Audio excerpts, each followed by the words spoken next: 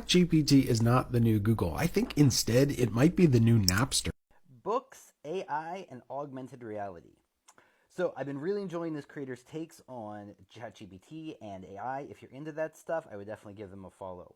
For me, one of the most important things that they're saying here is what the AI is going to be locked out of, at least for the foreseeable future, is copyrighted content, books, and well done journalism, which is really the best of what the human brain actually has. Right now, they're going to be stuck on kind of Wikipedia levels of knowledge until they get access to that.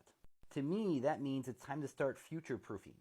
Knowing that I can feed in what I've done and read into my AI soon and help it to learn. Right now, it has very short memory and you can't input that much. I tried to put in a 3,000 word essay I wrote and it was too long for ChatGPT.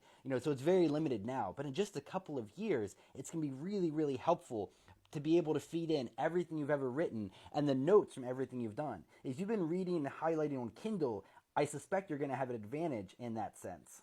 The thing that I think is coming soon and I'm most excited about is an augmented reality layer that goes over our books that allows us to see the notes from the first times we read it, that interact with other sources that it has. For instance, for me right now, I got this great new translation of the New Testament by David Bentley Hart, and it's great. But I have a couple other translations of the Bible, and I can't go and be looking up everything and everyone every time.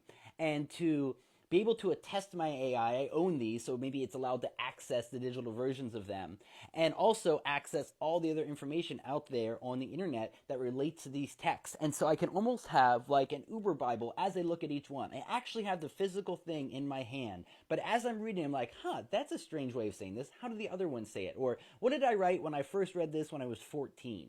That kind of stuff. And for my kids growing up, it might be that the AI has a really excellent memory for all the books they've ever taken in and can really help hone what they're up to through their past reading. The other thing that gets me really excited that you see in some movies is the possibility of using big displays like this and having them be both digital and physical. For me, this is kind of shortcuts to the universe that I keep on my wall. Quotes and numbers and how stuff works. And it's nice to have this little chart on the Chinese version of alchemy, but imagine this being almost like a QR code where, yes, it has the little notes that I've written, but it also has all the deeper notes of stuff I've linked to that relates to this. Even if I didn't consciously relate it myself, if I added the hashtag fire, then it's going to relate to this thing. And I think it's going to be a very hashtag visual information kind of future.